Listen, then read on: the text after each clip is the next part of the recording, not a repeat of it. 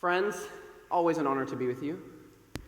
Man, that's a bit of a tearjerker. I was having to keep it in my right eye. April has become a dear friend and colleague over the past 2 years.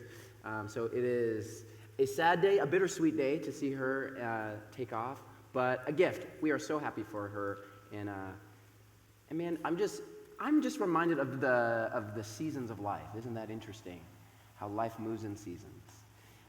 Some of them are happy and sad at the same time, to quote the great American philosopher Casey Musgraves. In a lot of ways. So before I dig in to our sermon time today, I wanted to share a few words with you. A couple weeks ago, I had the entire Elevate lead team up here, and we shared some new things that we're really excited about that we had been kind of cooking in the stew pot for a while. And I've had a few conversations with a few of you over the past couple weeks. Grateful for those conversations. Thank you so much, all of you who reached out. They sent an email, a text, or spoke to me in person. Just want, expressing your thoughts and your heart around Elevate. I really appreciate it.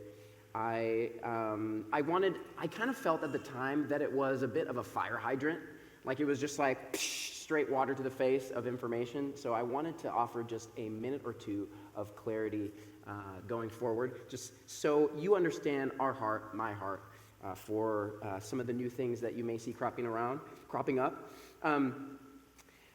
Something cool about Elevate is that it began as a young adult ministry, but has evolved into something much more. It's really kind of cool and amazing how a tiny Sabbath school full of young adults crammed in could then evolve and transcend to the fellowship hall, and then now here we are in the main sanctuary of the Keene Church. Crazy, insane, impossible even.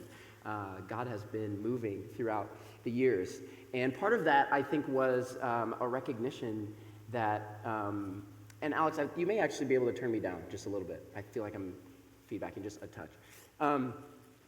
I just talk, I have a loud voice. Part of the gift of that was, and I think part of that transcendence and growth was just the recognition that Elevate has grown beyond just being a space for young adults only.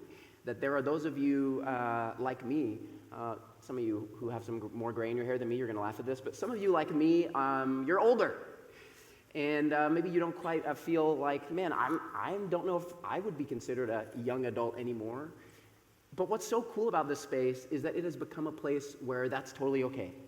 And I was telling Pastor Michael this week that I am feeling a new sense of anxiety at the fact that technically 35 is the young adult cutoff, and I'm about 16 months away from that cutoff. And I'm feeling some quivering in my boots about that, like, oh man, what does that mean? Am I going to have like a midlife crisis? So if you see a Lamborghini in the parking lot, no, I'm kidding.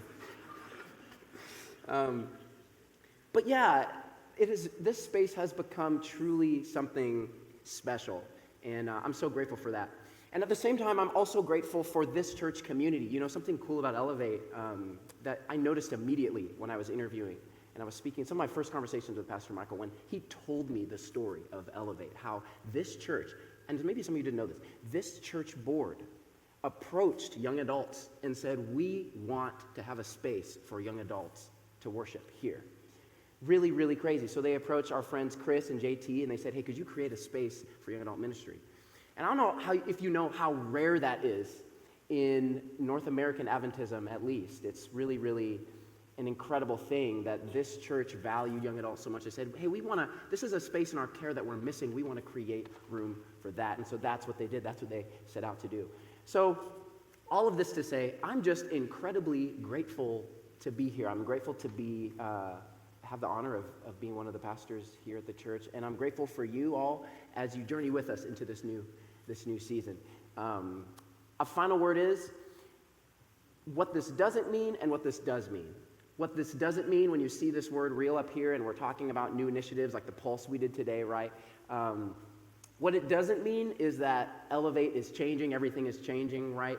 It doesn't mean that if you have a few more gray hairs in your hair or your beard that you're not welcome. In fact, the opposite. More welcome than ever. We're so glad that you're here.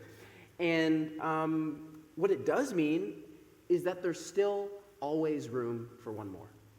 at Elevate. There's still always room for one more. This space continues to be the space that you have known, that you have loved, and we're going to continue on. But don't be surprised if you see a few new things cropping up as we start to do new things. So does that make sense? Yes.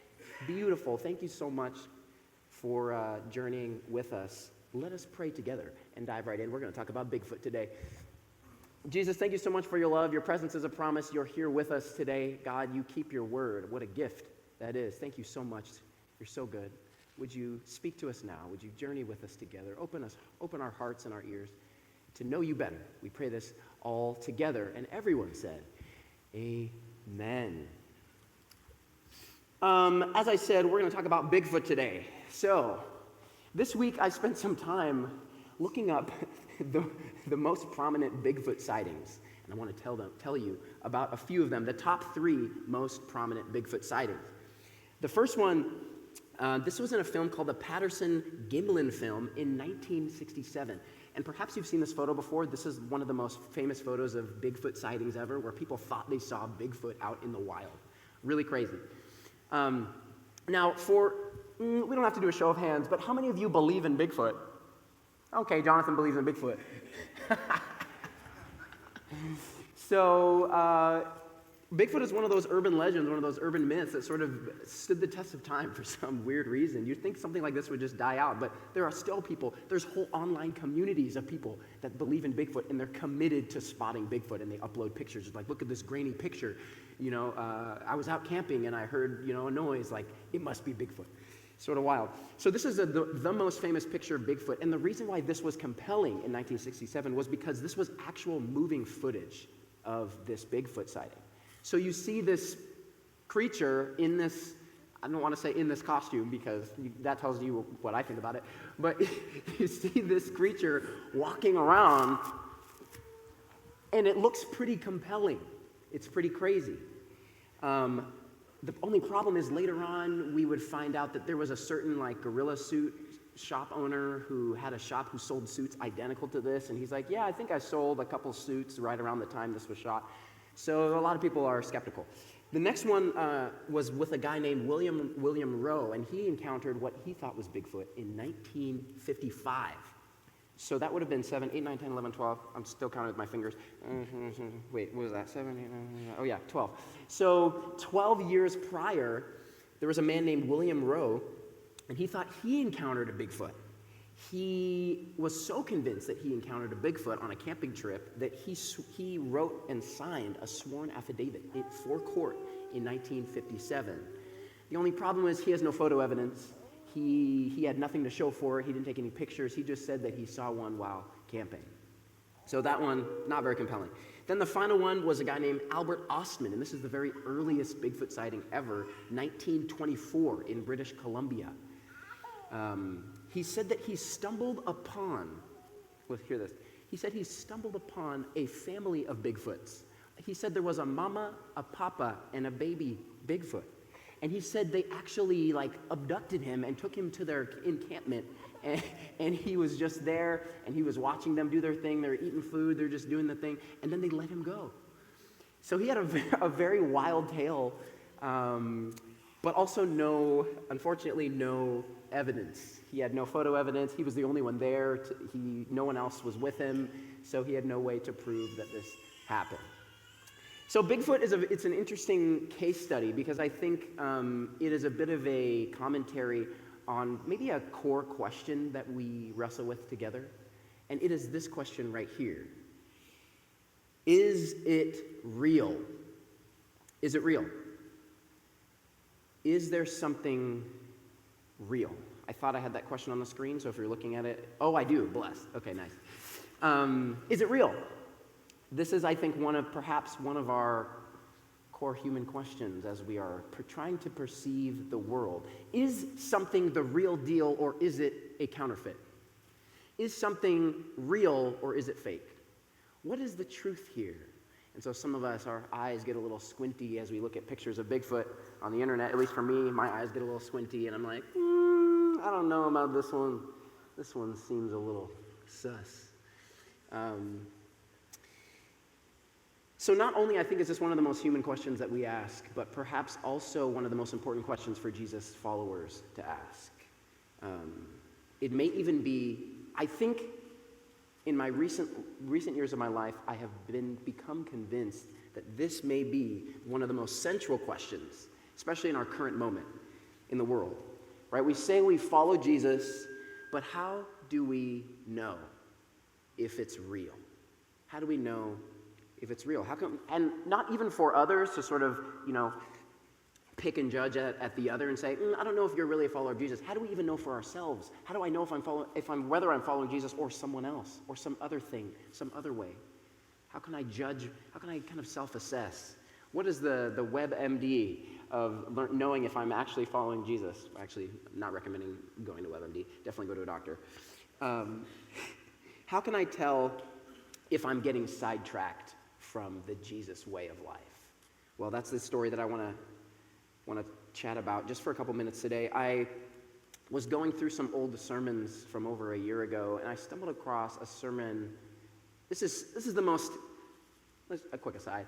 Sometimes pastors do this thing where we quote ourselves, and I'm always feeling embarrassed about it whenever I'm like, yeah, a few weeks ago I said, and I'll say that in a conversation, but I'm about to do that. I'm going to quote myself for this whole sermon. So I preached a sermon maybe about over a year ago called Home is a Table. It was a part of a series called A Church Like Home. What does it look like if we became a church that's a little bit like home? And in that series, there was a sermon called Home is a Table. Home is a table. What does that mean?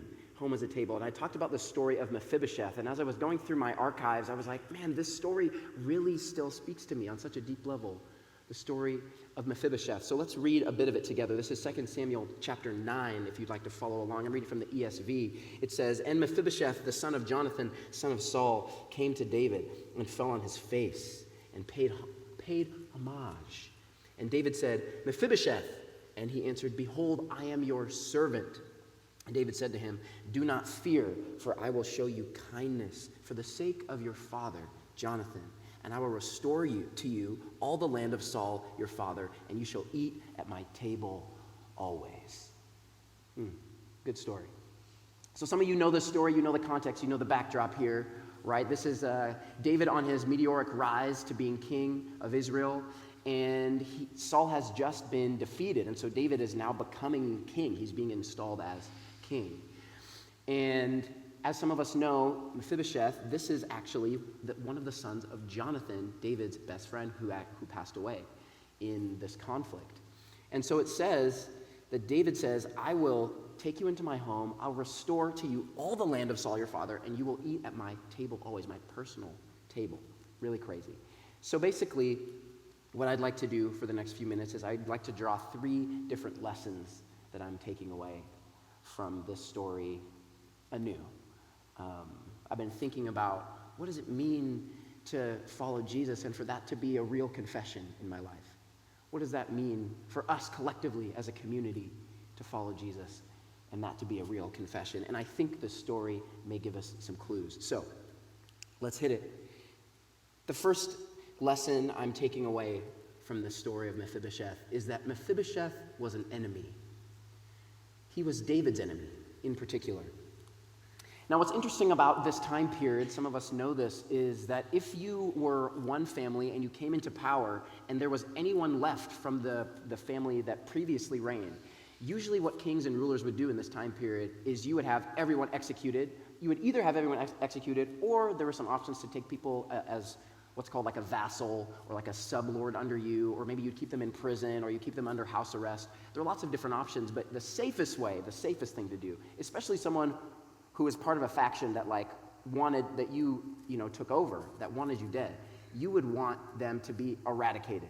So this was very, very common in this time period, is that entire families would be executed.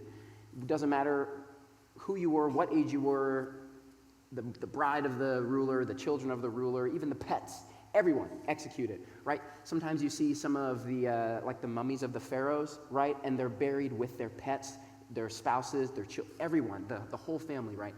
So this is very, very common.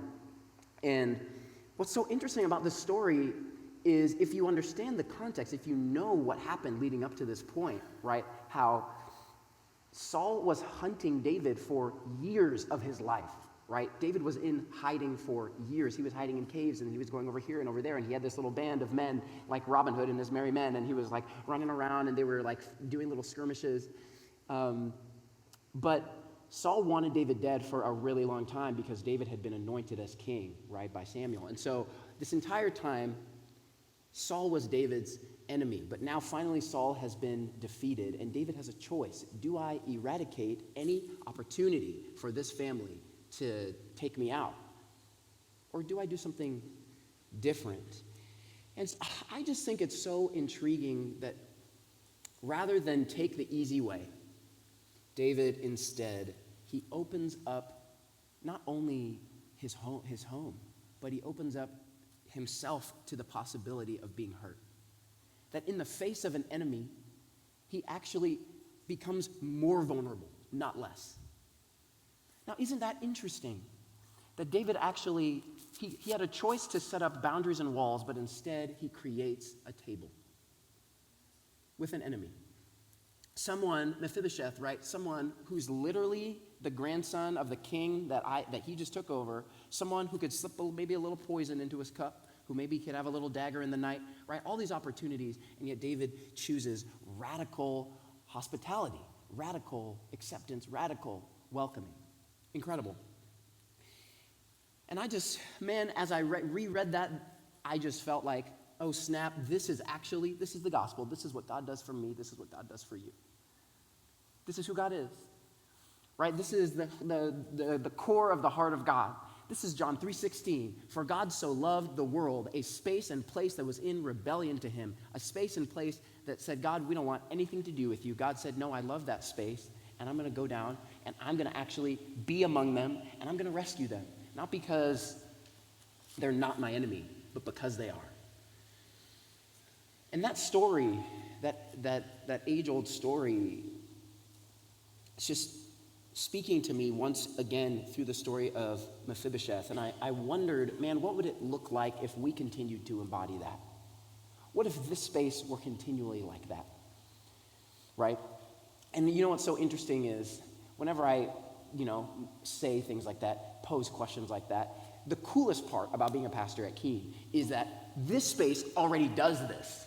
So it's really, really cool for me to be able to say, man, what if we were like that even more? What if we continue to be like that? What if we continue to follow in this way of radical hospitality, where we believe, man, there's always room for one more. There's always room for another person at the table. Hey, can we bring you? Hey, man, there's a seat for you. Let me give you my seat.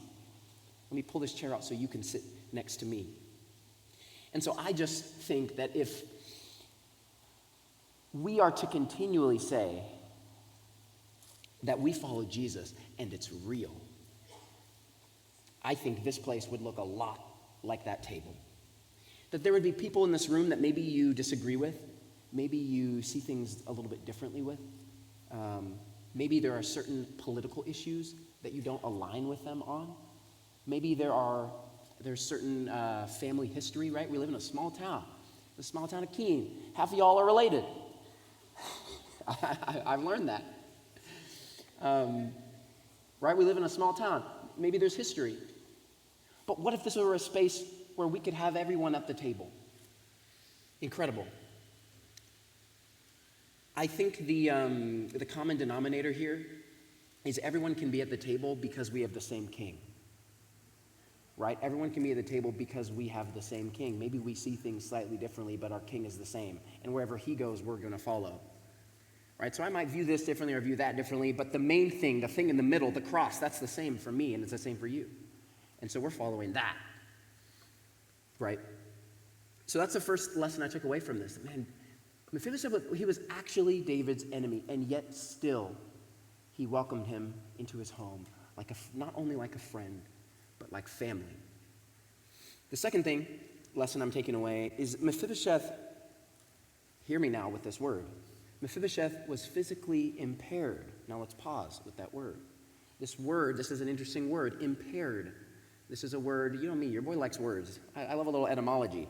So this word impaired is really, really intriguing. It's a word that we have used in English for a long time to describe someone with an issue that seems off from the norm. Someone with an issue that seems perhaps like something's wrong here, that something's amiss, something's broken. Maybe somehow the perfect shalom of God that he intended, something is amiss here. We've described before, God had this intention for the world called shalom, peace, wholeness. And then that shalom was shattered, it was broken. And so we live in a world of shattered shalom. So actually, I'm not a big fan of this word impaired because of the way that it's been used. It's been weaponized over the years towards folks. But Mephibosheth was certainly seen as impaired in this time period. Absolutely, right? Right? This is a time period far removed from ours, even more so, where people with ailments like this were cast to the side. Many people, like Mephibosheth, right? His legs, he couldn't walk. So people who experienced what Mephibosheth experienced, oftentimes they would just become beggars, they'd become homeless, they couldn't do anything, they couldn't work, right? And not only this, culturally, to be physically outside of the norm in this time period was to also be spiritually outside of the norm. It was to be spiritually impaired. So to be physically impaired was to be spiritually and morally impaired. Something is fundamentally morally wrong with you. We know this because the disciples, right when they saw the man who was on the side of the road, he couldn't walk, they asked Jesus, whose fault was it that he's like this? Was it his fault? Was it his parents' fault? Because they just assumed someone must have sinned. Who sinned? In fact, the actual language was, who sinned, him or his parents? And Jesus, you remember Jesus' response? He says, neither. He said, it actually doesn't work that way. He said, in other words, as if to say, man, we live in a world of broken shalom, where things are a little messy. And sometimes people have things in their life that are messy and complex and difficult. Sometimes people have things either physically, mentally, right, a part of them they're navigating that are challenging. And so, man, I just wondered if we were to continually, at least the story tells me, that if we were to continually be a space that's real, it would mean then that there would be people in the room that perhaps some of us would consider, man, we would look at them so easily. It'd be tempting to look at them and say, man, I feel like, we wouldn't say it probably to them, or maybe we would, but I feel like they're impaired. I feel like something's wrong.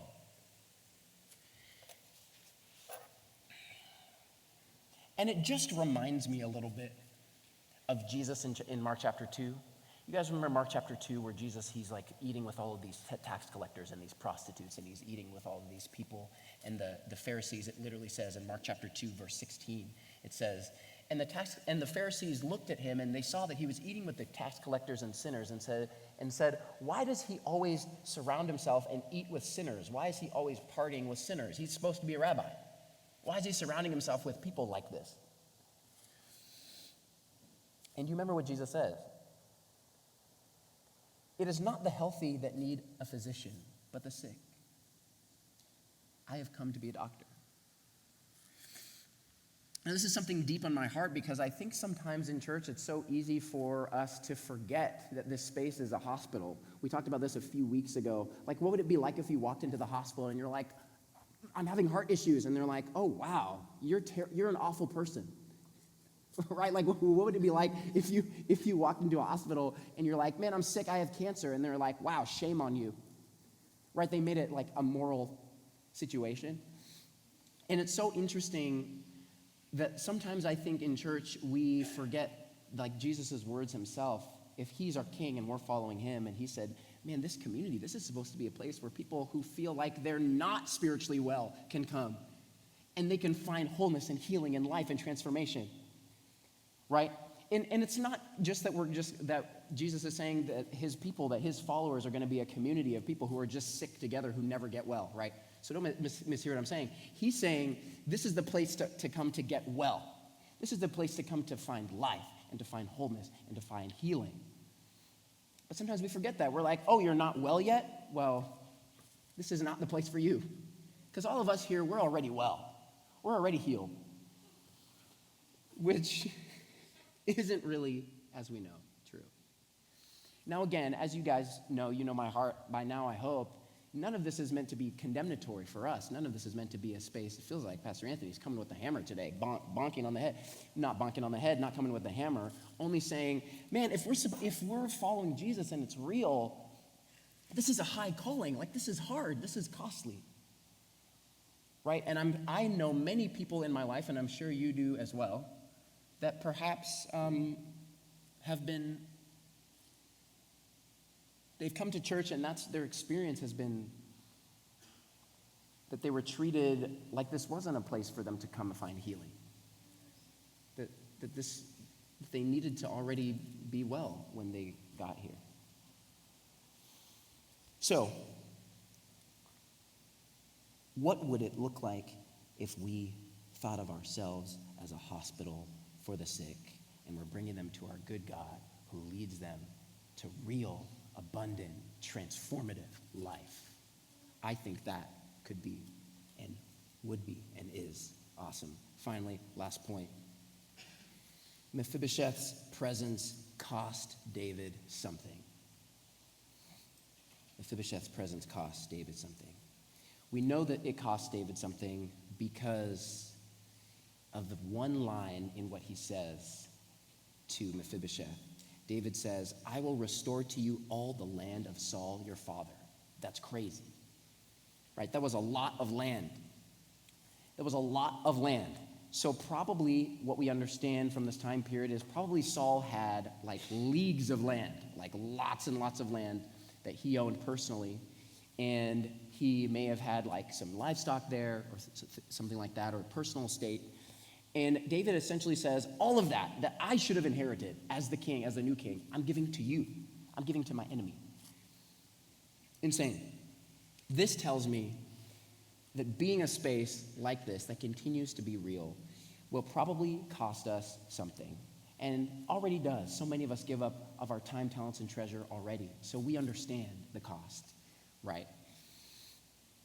But this cost of our time, our resources, our energy is, I think, something we can't forget. It's something that we give freely, not because of like out of some kind of burden, but because we know that God did this very thing for us. That he did it. He did this. God did this for me. He welcomed me to his table when I was his enemy. And he gave me what I did not deserve. All out of the goodness of his heart. It is hard, I think, to put this into practice, to figure out what this looks like at times. But I had an experience this week that I wanted to briefly share with you as we close. Last week was really hard. I don't know if some of you felt that as well. There was a lot of violence last week. The public discourse was heavy, was weighty. And I was on Facebook, and I saw one of my friends, a good friend of mine from undergrad. He posted on his Facebook, this is a message to anyone who disagrees with me politically. If you disagree, you're dead to me. We're not friends anymore. You can unfollow me now. And I saw that post, and I was hurt. As I was thinking back at all the times that we had sat around tables and we had a snack, and we had eaten tacos, and we had worshiped together, how we sat in rooms and we sung worship songs, and how we did ministry together, and how all these things. And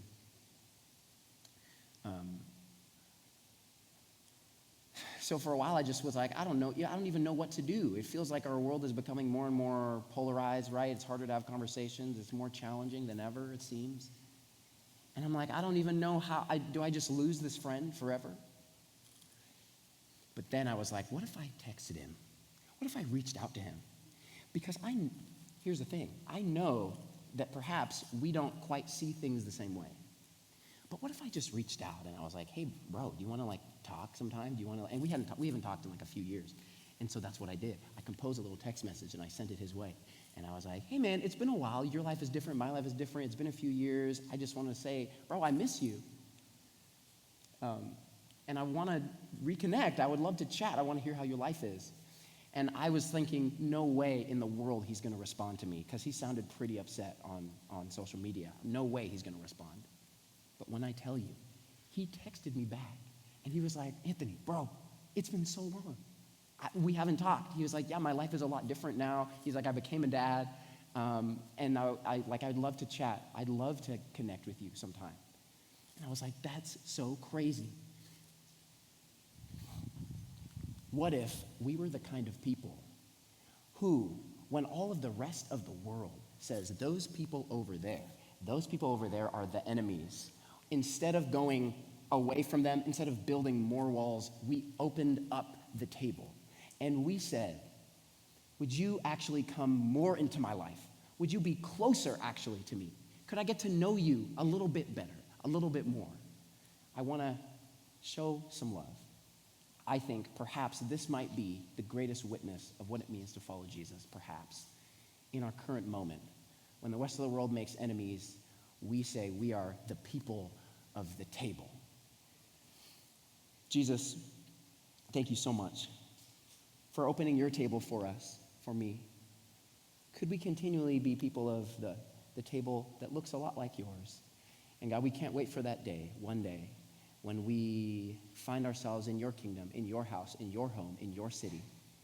And God, there we are told in the book of Revelation that there is a table that stretches for miles and miles. God, and the great multitude of all those who follow you, we sit down at that table and we eat together. So God, could we be a place that embodies that table today and tomorrow and the next day until you come and take us to yours? We pray this all together. Amen.